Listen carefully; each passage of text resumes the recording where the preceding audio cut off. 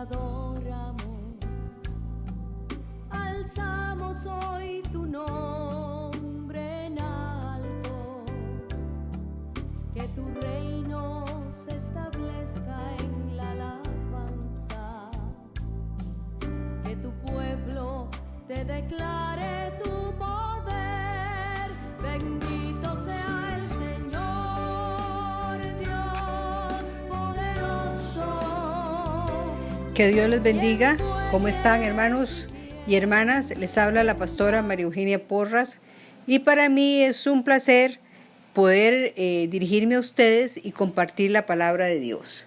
Hoy les traigo un tema que he titulado El propósito de las pruebas en nuestras vidas. Y quiero leer para ustedes 2 de Corintios 1, del 8 al 11.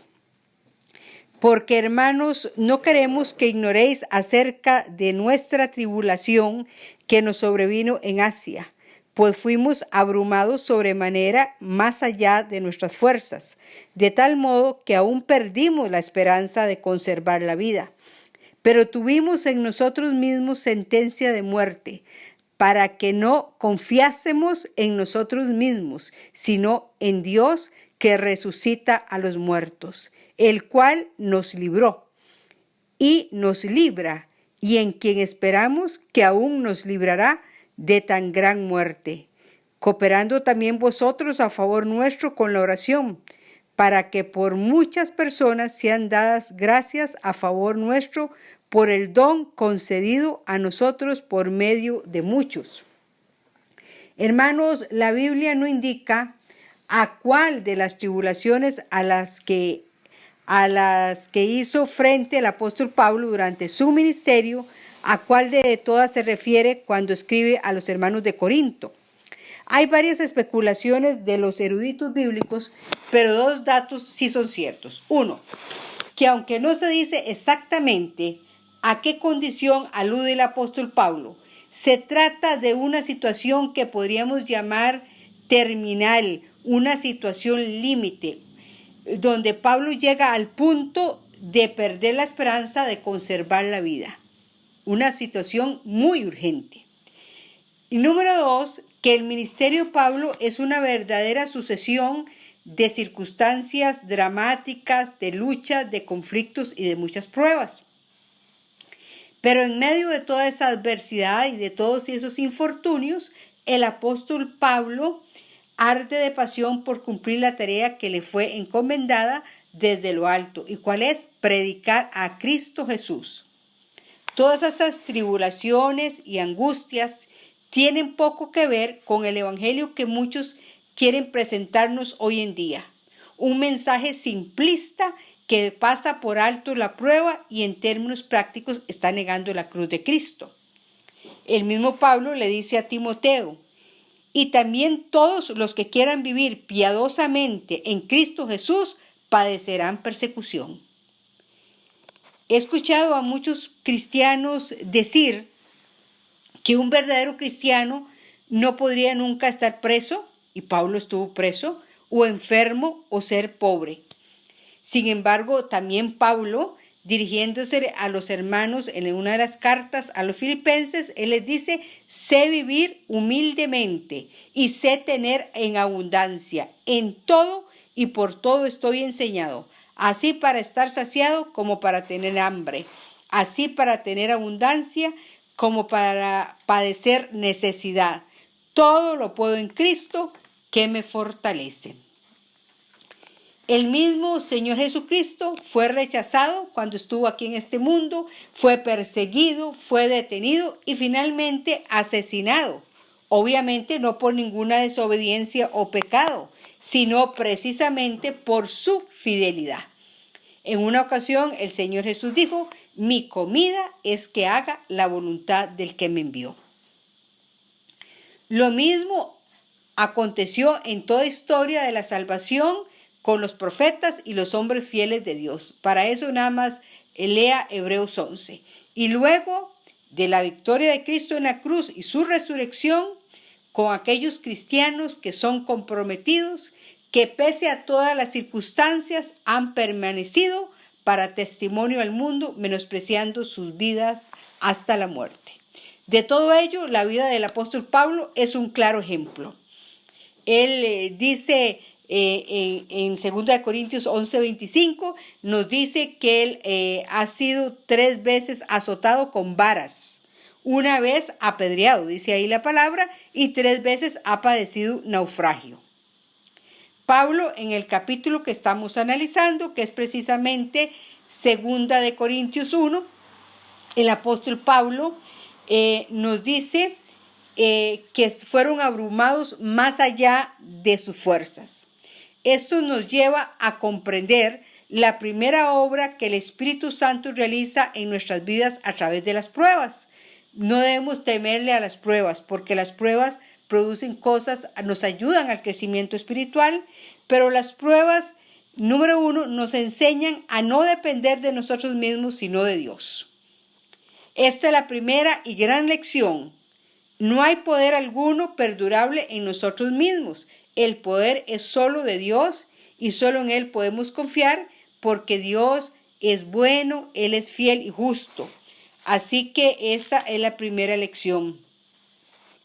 Es del Señor de quien debemos aprender a depender en todo momento.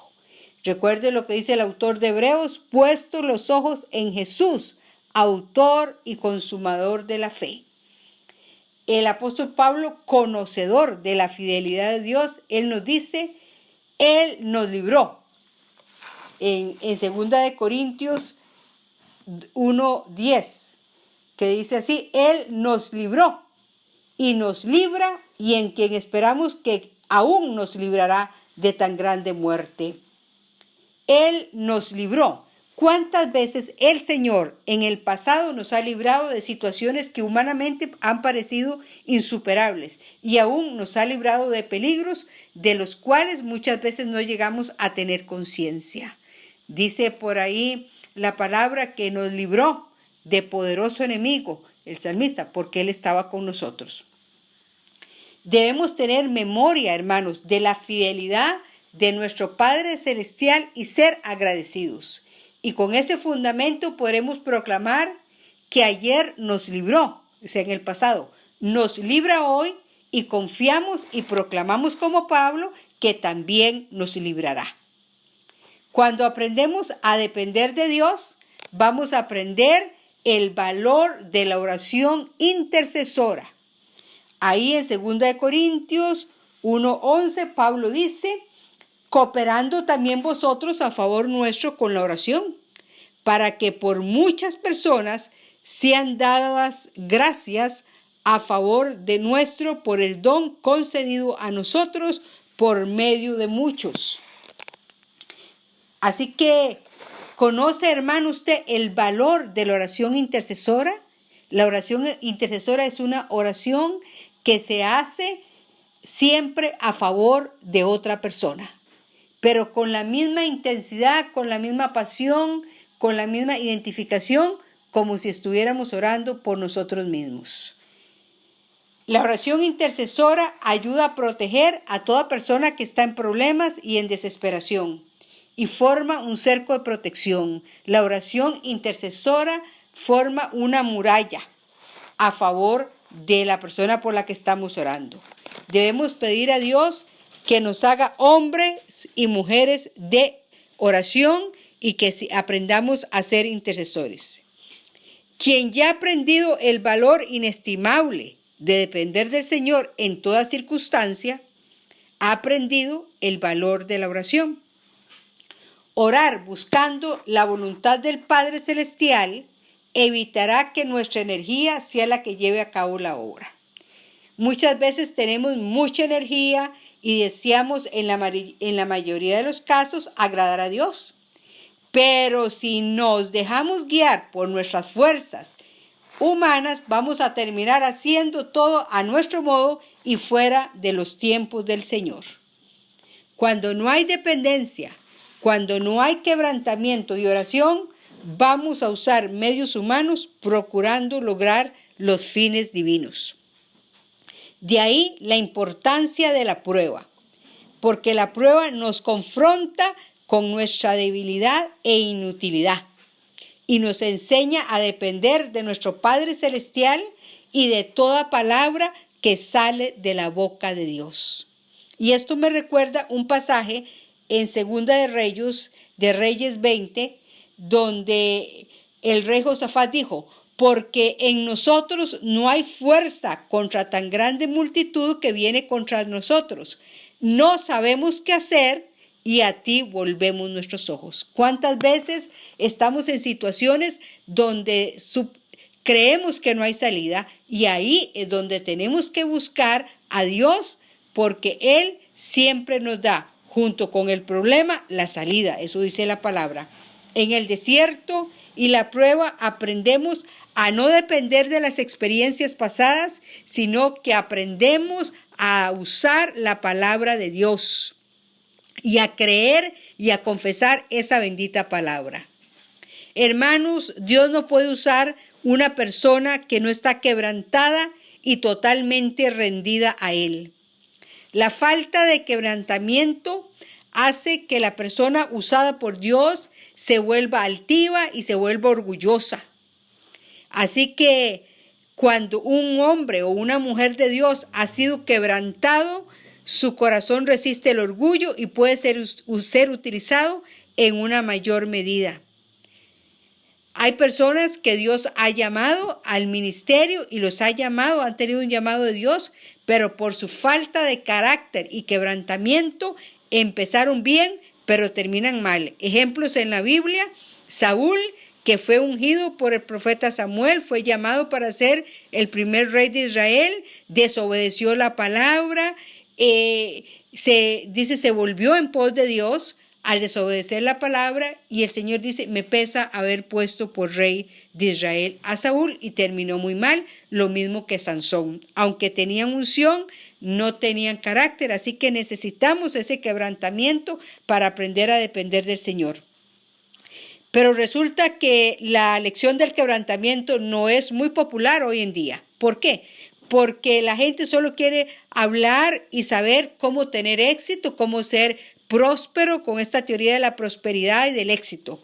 Sin embargo, el éxito no consiste en el conocimiento de fórmulas o principios, sino aprendiendo el principio del quebrantamiento que nos da más gracia.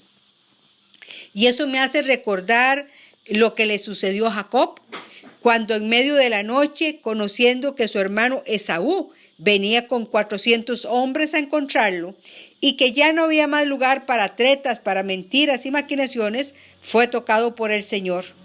Su cuerpo queda debilitado a raíz del toque divino, su ser se quebranta y desde ese entonces dejó su autosuficiencia y comenzó a depender del Señor.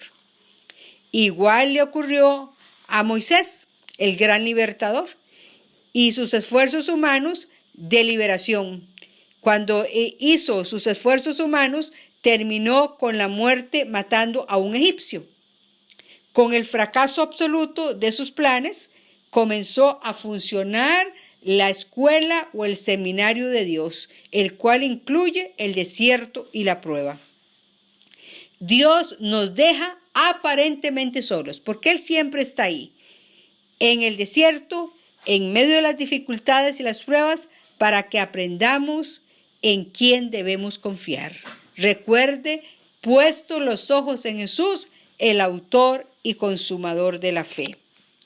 También, hermanos, las pruebas nos revelan el carácter y el corazón de Dios. Recuerden que Dios es bueno, que Dios es misericordioso, que Él tiene un amor inefable que no se puede escribir con palabras, y nos muestran y revelan la grandeza y soberanía de Dios, que ese es un tema que mañana vamos a seguir por razones de tiempo.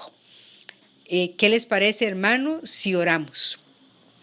Padre Celestial, gracias te doy en este día que me permites compartir y exponer tu palabra.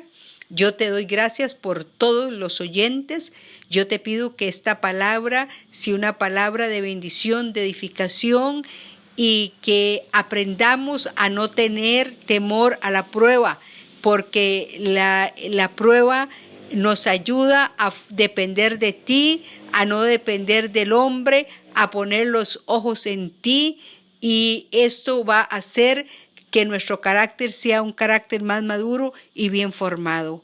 Padre, yo oro por todos los que están en la prueba, porque tú has prometido que aunque pases por las aguas, dice que no te anegarán, y si pasas por el fuego, no te quemarás, y la llama arderá en ti, porque yo soy Jehová, tu sanador.